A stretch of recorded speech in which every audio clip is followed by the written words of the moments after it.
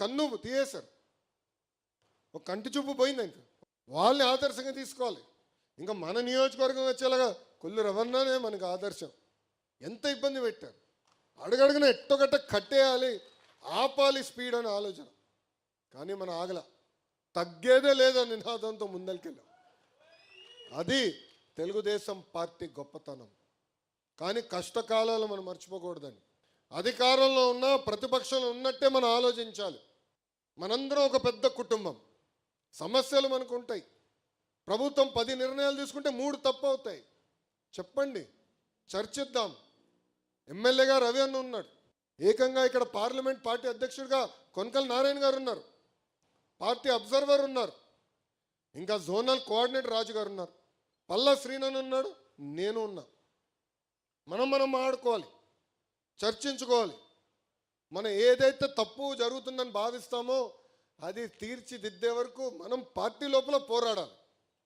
మీరందరూ అనుకోవచ్చు లోకేష్కి తేలిక పార్టీ లోపల అని. భలే ఉన్నారు. జగన్ గారితో నేను ఎంత పోరాడానో దానికన్నా 3 రెట్లు ఎక్కువ నేను పార్టీలో పోరాడాను. కొల్లు రవణకు తెలుసు, ప్రతి పాలిట్ బ్యూరో మీటింగ్లో నాకే ఎక్కువ అక్షంతలు పడతాయి. ఏదో కలబెడతా ఉంటా. మహానాడు కడపలో పెట్టాలన్నప్పుడు చాలామంది అన్నారు, ఎందుకు ఊకేంది, ఒక విశాఖపట్నమో విజయవాడనో తిరుపతి చాలు కదా అంటే, లేదు, పార్టీ విధానం మారాలి. ప్రతి సంవత్సరం కొత్త జిల్లాలో మన మీటింగ్లు పెట్టాలి. పార్టీ సిద్ధాంతం ఏంటో తెలియాలి. అక్కడ అందరికీ ప్రజలు కూడా తెలియాలి. కార్యకర్తలు కూడా మొత్తం రాష్ట్రం చూడాలి అనే ఆలోచనతో చెప్పా. కానీ ఒప్పించడానికి నాకు టైం పట్టింది. బాబు గారు ఒప్పుకున్నారు. అదే ఆయన గొప్పతనం. కానీ ఒక్కదాన్ని చేయాలంటే ఎంత కష్టపడాలో నేను స్వయంగా చూస్తున్నాను. మనం ఆడుకుందాం, చర్చించుకుందాం, కానీ 4 గోడల మధ్యనే. అది నాకు ముఖ్యం. నేను అనేక విషయాల్లో బాబు గారితో చర్చించా. కొన్ని విషయాల్లో నేను ఏకీభవించబోవచ్చు. కానీ బాబు గారు నిర్ణయం తీసుకున్న తర్వాత శిరసు వంచి నాకు నచ్చపోయిన నిర్ణయమైనా అమలు చేస్తాను. ఎందుకంటే అది పార్టీ విధానం. అందుకే మీరు చూడండి, ఎప్పుడు నేను ప్రత్యక్ష రాజకీయాల్లోకి 12 సంవత్సరాలు అయింది. ఏనాడైనా బాబు గారు లోకేష్కి గొడవ జరిగిందని ఎవరన్నా అనగలుగుతారా? సాక్షి తప్ప. ఆఫ్కోర్స్ ఆ బులుగు మీడియా ఉంది కదా, ఎప్పుడు రాస్తాడు, ఎప్పుడు ఉండదు. కారణం ఏంటంటే పద్ధతి ప్రకారం మనం నడుద్దాం. తప్పు జరిగినప్పుడు తప్పు జరిగిందని చెప్పాల్సిన బాధ్యత మీ పైన ఉంది. ఆ తప్పుని సరిదిద్దుకునే బాధ్యత కూడా పార్టీ పైన ఉందని ఈ సభాముఖంగా కార్యకర్తలందరికీ నేను తెలియజేస్తున్నాను.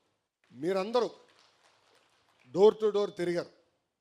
ఐకేఎంఆర్ కానివ్వండి, గతంలో జరిగిన బాదుడు కార్యక్రమం కానివ్వండి, బాబు షూరిటీ భవిష్యత్తు గ్యారంటీ, బాబు సూపర్ 6, చివరికి శంకరామం పేరుతో డోర్ టు డోర్ తిరిగారు. అంటే దాదాపు సంవత్సరానికి ఒకసారి తిరిగాం. కోవిడ్ సమయంలో కూడా ఆన్లైన్లో మీటింగ్ పెట్టుకుని మాట్లాడుకునేవాళ్ళం, చర్చించేవాళ్ళం. దానివల్లనే ఈరోజు మనకి ఊహించిన విధంగా మెజారిటీలు వచ్చినాయి. భారతదేశ చరిత్రలో ఎప్పుడు లేని విధంగా 94% సీట్లు కూటమి ప్రభుత్వం కైవసం చేసుకుంది. అధికారంలోకి వచ్చాం, ప్రశాంతమైన వాతావరణం మనకు ఉండొచ్చు. కానీ ప్రజలకి మనం చేసింది కూడా చెప్పుకోవాలి. మీరు చూస్తే ఒకసారి బాబు సూపర్ 6 కూడా తిరిగేద్దాం. ఉద్యోగాలు కల్పిస్తాం, మనం మెగా డిఎస్సి ఏర్పాటు చేసాం. పెద్ద ఎత్తున పెట్టుబడులు ఎట్లా వస్తున్నాయో మీరు చూస్తున్నారు. ఐటీ రంగంలో ఎలాంటి కంపెనీలు మనం పట్టుకొస్తున్నాం మీరు చూస్తున్నారు. ఇవన్నీ వివరించి చెప్పాలి. నిరుద్యోగ భృతి కూడా ఇస్తాను. ఈ సంవత్సరంలోనే మొదలు పెడుతున్నాం నిరుద్యోగ భృతి కూడా.